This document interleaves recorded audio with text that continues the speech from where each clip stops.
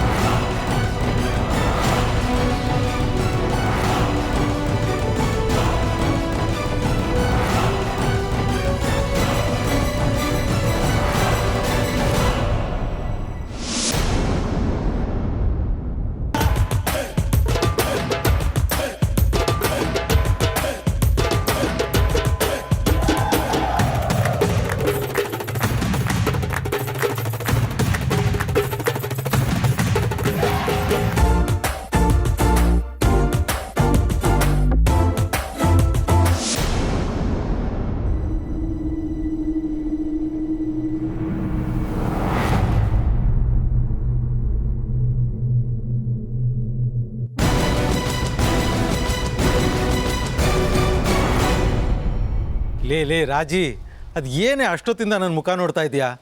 ಇಷ್ಟು ವರ್ಷ ಕಾಣ್ದಿರೋದು ಅದು ಏನು ಕಂಡೆ ಅಂತ? ಹಬ್ಬದ ದಿನ ಆದ್ರೂ ಸ್ವಲ್ಪ ತೆಪ್ಪಗಿರ್ತೀರಾ ಅಲ್ವೇ, ಗಂಡ ಅಂದರೆ ಪ್ರಾಣ ಅಂತ ತಿಳ್ಕೊಂಡಿರೋ ಆ ಸರೋಜ ಭಯ ಭಕ್ತಿಯಿಂದ ಪೂಜೆ ಮುಗಿಸ್ಕೊಂಡು ಒಳಗೆ ಹೋಗಿ ಎಷ್ಟೊತ್ತಾಯ್ತು. ವರ್ಷವಿಡೀ ಕಟ್ಕೊಂಡು ಗಂಡ ಅಂತನೂ ನೋಡಿದೆ, ಕಸಕ್ಕಿಂತ ಕಡೆಯಾಗಿ ನೋಡ್ತಿರೋ ನನ್ನನ್ನು ಇವತ್ತು ಅದು ಏನು ಇಷ್ಟೊತ್ತು ನೋಡ್ತಾ ಇದೆಯಾ ಅಂತ. ಓಹೋ, ಜರಡಿಲಿ ಎಷ್ಟು ತೂತಿದೆ ಅಂತ ಎಣ್ಣಿಸ್ತಾ ಇದೆಯಾ? ರೀ, ಒಂದ್ಸಲಿ ನಿಮ್ಗೆ ಹೇಳಿದ್ರೆ ಅರ್ಥ ಆಗಲ್ವಾ? ಹಬ್ಬದ ದಿನ ಆದ್ರೂ ಗಂಡ ಅಂತ ಭಯ ಭಕ್ತಿಯಿಂದ ಪೂಜೆ ಪುರಸ್ಕಾರ ಮಾಡ್ತಾ ಇದ್ರೆ ಅದಕ್ಕೂ ಅಡ್ಗಾಲ ಹಾಕ್ತಿರಲ್ಲ. ಸ್ವಲ್ಪ ತಡ್ಕೊಳ್ರಿ. ಹಬ್ಬದ ದಿನನೂ ಇದೇ ಹಳೆ ಗಂಡನ ಅಂತ ನಂಗೂ ಸ್ವಲ್ಪ ಬೇಜಾರಿದೆ.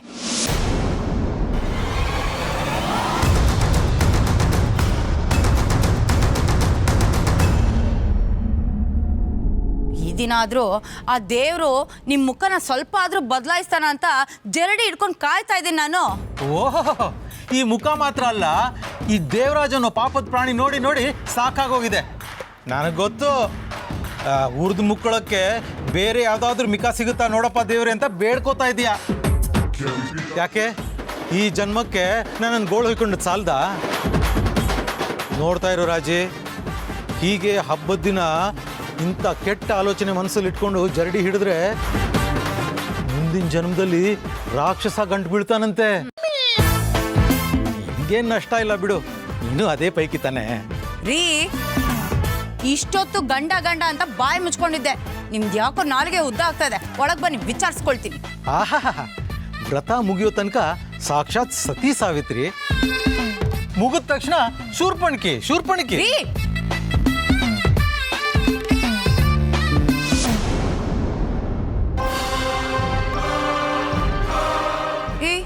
ಯಾರಮ್ಮ ನೀನು? ಇಲ್ಲಿ ಯಾಕೆ ಬಂದಿದ್ಯಾ? ಇಲ್ಲೇನ್ ಮಾಡ್ತಾ ಇದ್ಯಾ? ಅದು ಅದು ರಾಜಿ, ಯಾರೇ ಇವಳು? ಮುಖ ನೋಡ್ತಾ ಇದ್ರೆ ಹೋದ ಜನ್ಮದಲ್ಲಿ ನಿನ್ ತಂಗಿ ಆಗಿದ್ಲು ಅನ್ಸುತ್ತೆ. ಯಾರಮ್ಮ ನೀನು? ನಮ್ಮನೇಲಿ ಏನ್ ಮಾಡ್ತಾ ಇದೀಯಾ? ರೀ, ಇವಳನ್ನ ಹೀಗೆ ಕೇಳಿದ್ರೆ ಹೇಳಲ್ಲ ಅನ್ಸುತ್ತೆ. ತಡೀರಿ. ವಿಕ್ರಮ್, ಸರೋಜಾ, ಬನ್ನಿ ಇಲ್ಲಿ.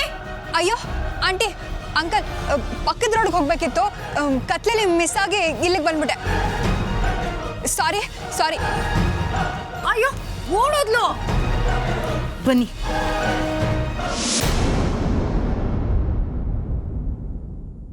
ನಿನ್ನ ಪ್ರೇಮದ ಪರಿಯ ನಾನರಿಯೆ ಕನಕಾಂಗಿ, ನಿನ್ನೊಳಿದೆ ನನ್ನ ಮನಸ್ಸು.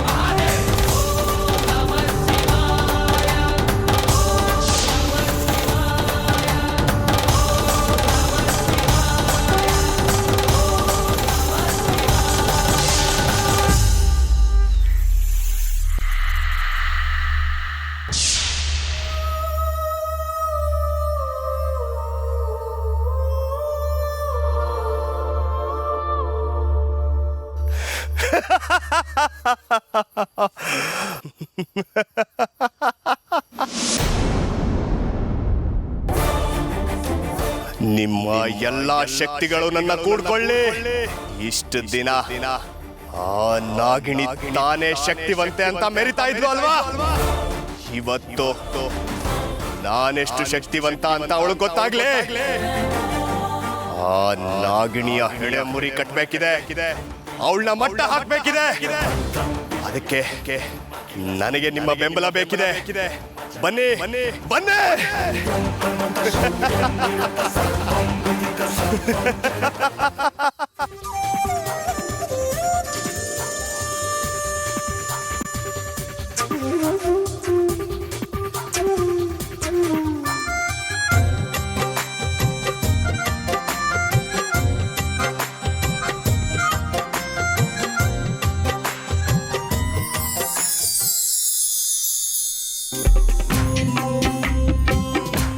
ಅಮೃತ, ಚಂದ್ರನ್ ನೋಡಾಯ್ತಾ?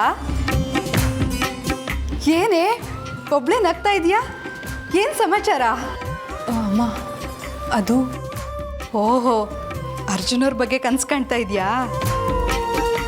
ಅಯ್ಯೋ ಹಾಗೇನೂ ಇಲ್ಲ ಅಮ್ಮ. ಹಾಗೆಲ್ಲ ಏನು ಇಲ್ಲದೆ ಸುಮ್ಮನೆ ಮುಖದಲ್ಲಿ ನಾಚಿಕೆ, ನಗು, ಖುಷಿ ಬಂದ್ಬಿಡುತ್ತಾ? ಏನು ಸಮಾಚಾರ? ನನ್ನ ಮಗಳು ಇಷ್ಟೊಂದು ಖುಷಿಯಾಗಿದ್ದಾಳಲ್ಲ ಇವತ್ತು. ಇಲ್ವಲ್ಲ, ನಾನು ಮಾಮೂಲಿಯಾಗೇ ಇದ್ದೀನಿ. ಓಹೋ ಹೌದಾ? ಎಲ್ಲಿ ತೋರಿಸು. ಎಲ್ಲೇ ಮಾಮೂಲಿ ಆಗಿದ್ಯಾ? ಕಣ್ಣಲ್ಲಿ ಮುಖದಲ್ಲಿ ಅರ್ಜುನ್ನೇ ತುಂಬಿಕೊಂಡಿದ್ಯಾ? ಓ ಹೌದಾ ಅತ್ತೆ?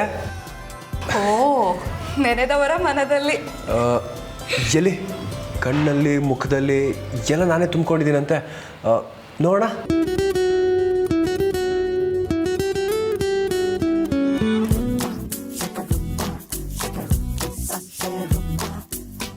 ಎಲ್ಲಿ ಅತ್ತೆ? ಏನು ಕಾಣಿಸ್ತಾನೆ ಇಲ್ಲ. ಆದರೆ ಒಂದಂತೂ ನಿಜ, ನನ್ನ ಮುಖ ಕಾಣಿಸ್ತಾ ಇದ್ರು ನನ್ನ ನೆಪದಲ್ಲಿ ಯಾವುದೋ ಒಂದು ಮುಜುಗರ, ನಾಚಿಕೆ ಬಂದು ಹೋಗಿರೋ ಥರ ಕಾಣಿಸ್ತಾ ಇದೆ ಅಲ್ವಾ ಅಮೃತ ಅವರೇ? ಓ ಅದೇ ಹೇಗೆ ಗೊತ್ತಾಯಿತು? ನೀವೇನು ಮನಃಶಾಸ್ತ್ರ ಓದಿದ್ದೀರಾ? ಅದೇ, if you don't mind, with your permission, ನನ್ನ ಹೆಂಡತಿಗೆ ಒಂದು ಮಾತು ಹೇಳ್ಬೋದಾ? ಓಹೋ, ನಂದೇನು ಅಭ್ಯಂತರ ಇಲ್ಲ. ನಾನು ಹೊರಗೆ ಹೋಗ್ಲಾ? ಬೇಡ ಬೇಡ ಅತ್ತೆ, ನೀವೆಲ್ಲೂ ಹೋಗೋದು ಬೇಡ, ಇಲ್ಲೇ ಇರಿ. ನಿಮ್ಮ ಪರ್ಮಿಷನ್ ಬೇಕಷ್ಟೇ. ಹೇಳಿಪ್ಪ, ನನ್ನ ಅನುಮತಿ ಇದೆ. ನೋಡಿ ಅಮೃತ ಅವರೇ, ವೈದ್ಯರಿಗೂ ಅರ್ಥ ಆಗದೆ ಇರೋದು, ಕವಿಗಳಿಗೂ ಅರ್ಥ ಆಗದೆ ಇರೋದು, ಮನಃಶಾಸ್ತ್ರಕ್ಕೂ ಅರ್ಥ ಆಗದೆ ಇರೋದು, ವಿಜ್ಞಾನ ಶಾಸ್ತ್ರಕ್ಕೂ ಅರ್ಥ ಆಗದೆ ಇರೋದು ಒಬ್ಬ ಪ್ರೇಮಿಗೆ ಅರ್ಥ ಆಗುತ್ತೆ ಅಂತ ಪ್ರೇಮ ಪುರಾಣದಲ್ಲಿ ಬರೆದಿದೆ ರೀ. ಒಬ್ಬ ನಿಜವಾದ ಪ್ರೇಮಿ ತಾನು ಪ್ರೀತಿಸೋರ ಮನಸ್ಸನ್ನ ಅರ್ಥ ಮಾಡ್ಕೊಳ್ಳೋದಕ್ಕೆ ಯಾವ ಶಾಸ್ತ್ರನೂ ಬೇಕಾಗಿಲ್ಲ.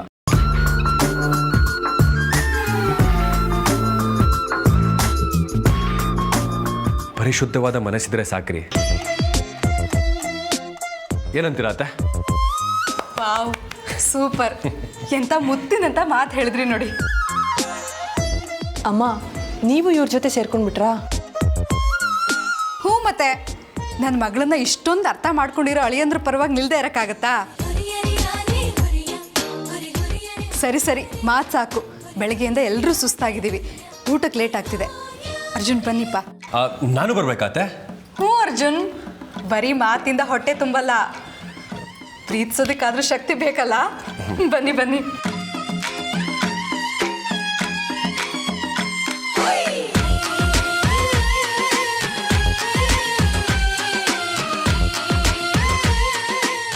ನಿಮ್ಮನ್ನು ನೋಡಿ ನೋಡಿನೇ ಹೊಟ್ಟೆ ತುಂಬ ಹೋಯಿತು. ಊಟನೂ ಬೇಡ, ಏನೂ ಬೇಡ ಅನ್ನಿಸ್ತಾ ಇದೆ. ನಿಮ್ಮನ್ನು ಹೀಗೆ ನೋಡ್ಕೊಂಡು ನಿಂತ್ಬಿಡ್ತೀನಿ. ಈಗೇ ನೋಡಿಕೊಂಡು ಹೊರಗಡೆ ಹೋಗಿ.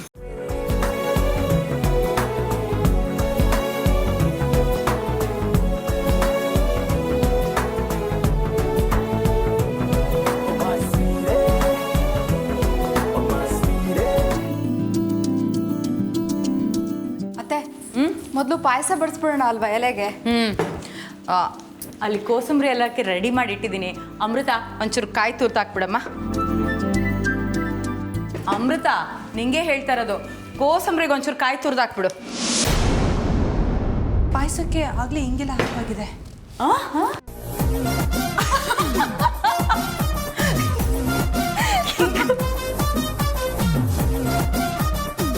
ಕ್ಷಮಿಸಿ, ಅದು ಏಲಕ್ಕಿ ಅಂತ ಹೇಳೋದಕ್ಕೋಗಿ ಹಿಂಗು ಅಂತ ಹೇಳಿಬಿಟ್ಟೆ. ನೀನು ಈಗಿರೋ ಪರಿಸ್ಥಿತಿಲಿ ಪಾಯಸಕ್ಕೆ ಹಿಂಗೆ ಹಾಕಿದ್ರು ಆಶ್ಚರ್ಯ ಇಲ್ಲ ಬಿಡು. ಸರೋಜಾ, ನಾನು ಆಗಿಂದ ನೋಡ್ತಾ ಇದ್ದೀನಿ, ಅಮೃತ ಯಾವುದೋ ಲೋಕದಲ್ಲಿ ಕಳೆದೋಗಿದ್ದಾಳೆ. ಇನ್ಯಾವ ಲೋಕದಲ್ಲಿ ಅತ್ತೆ, ಅರ್ಜುನ್ ಲೋಕದಲ್ಲೇ ಕಳೆದೋಗಿರ್ಬೇಕು. ಅಯ್ಯೋ ಹೋಗಿ ಅಮ್ಮ, ಹಾಗೇನಿಲ್ಲ. ಮದುವೆ ಆಗಿ ಇಷ್ಟು ದಿನ ಆದರೂ ಅರ್ಜುನ್ ಲೋಕದಲ್ಲಿ ಕಳೆದು ಹೋಗಿದ್ದಾಳೆ ಅಂದರೆ ಅರ್ಜುನ್ ರಿಯಲಿ ಗ್ರೇಟಾ? ಆ ಥರ ಏನೂ ಇಲ್ಲ. ನಾನು ಯಾರ ನೆನಪಲ್ಲೂ ಇಲ್ಲ. ಸರಿ, ನಾನೀಗ ಊಟಕ್ಕೆ ಸಿದ್ಧ ಮಾಡ್ತೀನಿ. ಆಹಾ, ನಾವಷ್ಟು ಸುಲಭಕ್ಕೆ ನಿನ್ನನ್ನು ಬಿಟ್ಬಿಡ್ತೀವಾ? ನಮಗೂ ಹೇಳೆ, ಯಾರು ನೆನೆಸ್ಕೊಂಡು ನಾಚ್ಕೋತಿದ್ಯಾ ಅಂತ. ಹೋಗಿ ಅಮ್ಮ, ಹೇಳೋದ್ನಲ್ಲ, ಹಾಗೇನೂ ಇಲ್ಲ ಅಂತ. ಓಹೋ ಹೌದಾ, ಸರಿ ಸರಿ, ಊಟಕ್ಕೆ ಬಾ, ಟೈಮ್ ಆಯ್ತು. ಬೇಡ, ನನಗೆ ಹಸಿವಿಲ್ಲ. ನಾನು ಹೋಗಿ ಕೋಣೆಲಿ ಮಲ್ಕೊಂಡಿರ್ತೀನಿ. ನೋಡೆ ಸರೋಜಾ, ನಾವು ಬೆಳಿಗ್ಗೆಯಿಂದ ಉಪವಾಸ ಇದ್ದು ಹಸುವಿಂದ ತಲೆ ಸುತ್ತಿ ಯಾವಾಗ ಊಟ ಮಾಡ್ತೀವ ಅಂತ ಕಾಯ್ತಾ ಇದ್ರೆ ಇವಳಿಗೆ ಹಸುವೇ ಇಲ್ವಂತೆ, ಊಟನೂ ಮಾಡಲ್ವಂತೆ. ಹ್ಞೂ ಅತ್ತೆ, ಇವಳು ಮನಸ್ಸಲ್ಲಿ ಅರ್ಜುನ್ನೇ ತುಂಬ್ಕೊಂಡಿರುವಾಗ ಇನ್ನೆಲ್ಲಿ ಹಸುವಾಗತ್ತೆ ಬಿಡಿ. ಹಾಂ, ನಮ್ಮ ಅಳಿಯಂದ್ರು ಪುಣ್ಯ ಮಾಡಿದಾರೆ ಅತ್ತೆ, ಇಷ್ಟೊಂದು ಇಷ್ಟಪಡೋ ಹೆಂಡತಿ ಸಿಗೋಕೆ.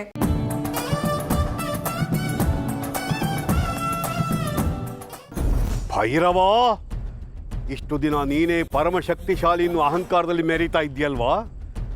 ನನ್ನ ಎದೆ ಮೇಲೆ ಕಾಲಿಡು ಉದ್ದಟತನ ತೋರಿದೆಯಲ್ವಾ? ನೋಡ್ತಾ ಇರು, ನಿನ್ನ ಅಹಂಕಾರಕ್ಕೆ ತಕ್ಕ ಪ್ರತಿಫಲವನ್ನು ನೀನು ಅನುಭವಿಸ್ತೀಯ. ನಿನಗಿಂತ 100 ಪಟ್ಟು 1000 ಪಟ್ಟು ಶಕ್ತಿಶಾಲಿಯನ್ನು ನಾನು ತಯಾರು ಮಾಡಿದ್ದೀನಿ. ನಿನ್ನ ಈ ದುರಹಂಕಾರನ ನಿನ್ನ ಪಟ್ಟ ಶಿಷ್ಯ ರುದ್ರನ ಮೂಲಕವೇ ಬಲಿ ಹಾಕ್ತೀನಿ. ನೋಡ್ತಾ ಇರು.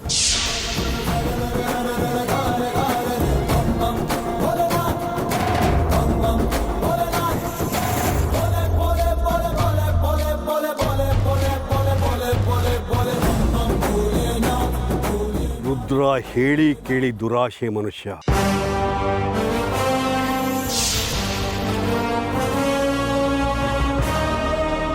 ನಾನೇನು ಅವನನ್ನು ನಂಬಿ ನನ್ನ ಎಲ್ಲ ಶಕ್ತಿಗಳನ್ನು ಅವನಿಗೆ ಧಾರೆ ಎರೆದುಬಿಟ್ಟೆ.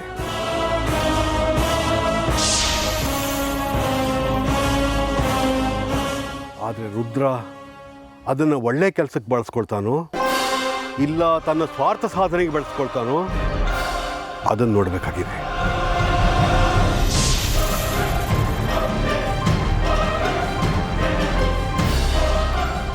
ಈಗ ನನಗಿರೋ ಸೀಮಿತ ಶಕ್ತಿಗಳಲ್ಲಿ ಶಕ್ತಿ ಧಾರಣೆಯಾದ ನಂತರ ರುದ್ರ ಮಾಡುವ ಮೊದಲನೇ ಕೆಲಸ ಯಾವುದು ಅದನ್ನು ತಿಳ್ಕೊಳ್ಳೋದಕ್ಕಷ್ಟೇ ನನ್ನ ಶಕ್ತಿ ಸೀಮಿತವಾಗಿದೆ. ಓಂ ನಮಃ ಶಿವಾಯ.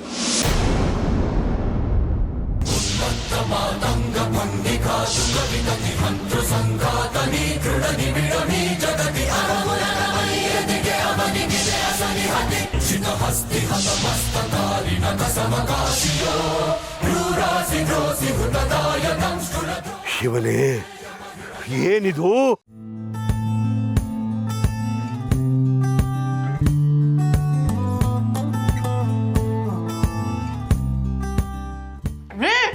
ನನ್ನೇನು ಹೆಂಡತಿ ಅನ್ಕೊಂಡಿದ್ರ, ದನ ಅನ್ಕೊಂಡಿದ್ರ? ಸಣ್ಣ ಸಣ್ಣದ ತುತ್ಕೊಡ್ರಿ, ಒಳ್ಳೆ ಫುಟ್ಬಾಲ್ ತರ ಕಲಿಸ್ತಾ ಇದೀರಲ್ಲ ಅನ್ನನ. ಬಾಬಾ ಬಾಬಾ, ಎಷ್ಟು ಪ್ರೀತಿಯಿಂದ ತಿನ್ಸಿದ್ರು ಗೊಣಗಾಡೋದು ಬಿಟ್ಟಿಲ್ಲ ನೀನು. ಅಲ್ಲ, ನಮ್ದೆಲ್ಲ ಊಟನೇ ಮುಗಿತಾ ಇದೆ, ಈ ಹುಡುಗಿ ಎಲ್ಲೋದ್ರು? ಅಮೃತ, ಅರ್ಜುನ್ ಎಲ್ಲಮ್ಮ? ಅರ್ಜುನ್ ಬನ್ನಿ ಬೇಗ, ಇವತ್ತು ವಿಶೇಷವಾದ ದಿನ. ನೀವೇ ನಿಮ್ಮ ಹೆಂಡತಿಗೆ ಕೈಯಾರೆ ಊಟ ಮಾಡಿಸ್ಬೇಕು, ಬೇಗ ಬನ್ನಿ. ಅಪ್ಪ, ಅದೆಲ್ಲ ಏನೂ ಬೇಡ, ನಾನೇ ಮಾಡ್ತೀನಿ. ನನಗೆ ಊಟ ಎಲ್ಲ ಮಾಡಿಸ್ಕೊಳ್ಳೋದಕ್ಕೆ ಇಷ್ಟ ಆಗಲ್ಲ. ಅಮೃತ, ಅದು ಹೇಗಾಗುತ್ತಮ್ಮ? ನಾವೆಲ್ಲರೂ ನಮ್ಮ ಗಂಡಂದ್ರ ಹತ್ರ ಊಟ ಮಾಡಿಸ್ಕೊತಿದ್ದೀವಿ ತಾನೇ? ಹೌದಮ್ಮ, ಶಾಸ್ತ್ರ ಅಂದ್ರೆ ಶಾಸ್ತ್ರನೇ. ಅರ್ಜುನ ನಿಂಗೆ ಊಟ ಮಾಡಿಸ್ಬೇಕು, ಅದು ಹಿಂಗ್ ಬೇಡ ಅಂತ್ಯ ನಾನು ನೋಡ್ತೀನಿ. ಕಣ್ಣಲ್ಲಿ ಇನ್ನೇನೇನು ನೋಡ್ಬೇಕಾಗಿದೆಯೋ. ಅರ್ಜುನ್ ಏನ್ ಮಾಡ್ತಿದ್ಯಪ್ಪ? ಬೇಗ ಬಾ.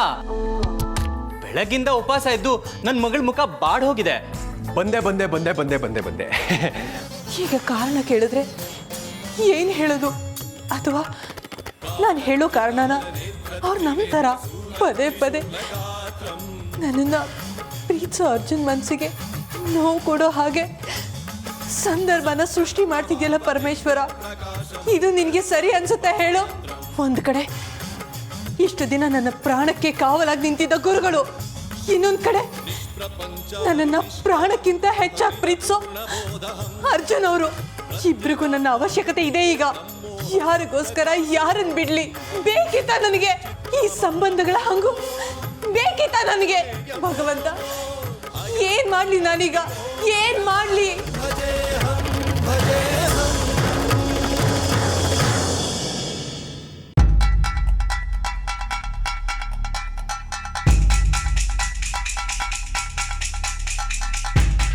ಪೂರ್ತಿ ಆಯ್ತು.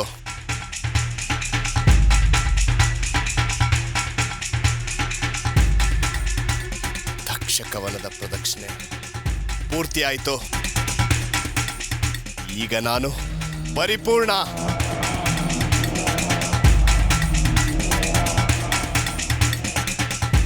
ಯಾರು ಹಿಡಿಯೋದಕ್ಕಾಗಲ್ಲ. ನನ್ನ ಎದುರುಗಡೆ ಯಾರು ಬಂದು ನಿಲ್ಲೋದಕ್ಕೂ ಆಗಲ್ಲ. ಎದುರು ನಿಂತವ್ರನ್ನ ಕ್ರಿಮಿ ಹೊಸ್ಕಾಕೋ ಹಾಗೆ ಹೊಸ್ಕಾಕೋ ಶಕ್ತಿ ಈಗ ನನಗಿದೆ.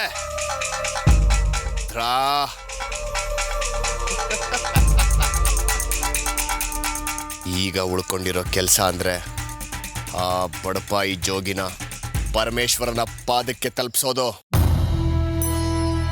ಅವ್ರಿಗೀಗ ಶಕ್ತಿ ಇಲ್ಲದೆ ಇರ್ಬೋದು, ಆದ್ರೂ ಅವರನ್ನ ನಂಬೋಕ್ಕಾಗಲ್ಲ. ಅವ್ರು ಯಾವತ್ತಿದ್ರು ಈ ರುದ್ರನ್ ದಾರಿಗೆ ಮುಳ್ಳೆ. ನನ್ನ ದಾರಿಗೆ ಅಡ್ಡ ಆಗಿರೋ ಇಂಥ ಮುಳ್ಳುಗಳನ್ನ ಈಗಲೇ ನಿವಾರಿಸ್ಕೊಂಡ್ಬಿಡ್ಬೇಕು. ಆಗ ಮುಂದೆ ನಾನು ನಿರಾತಂಕವಾಗಿರ್ಬಹುದು. ಈಗಲೇ ಆ ಸನ್ಯಾಸಿಯ ವಧೆ ಆಗಬೇಕು. ಆ ಬಡ ಜೋಗಿನ ಮುಗ್ಸದ ಹೊರ್ತು ನನ್ನ ಮನಸ್ಸಿಗೆ ನೆಮ್ಮದಿ ಇಲ್ಲ. ಗುರುಗಳೇ, ಬರ್ತಿದ್ದೀನಿ. ಗುರುದಕ್ಷಿಣೆ ಸ್ವೀಕರಿಸೋಕೆ ಸಿದ್ಧರಾಗಿ.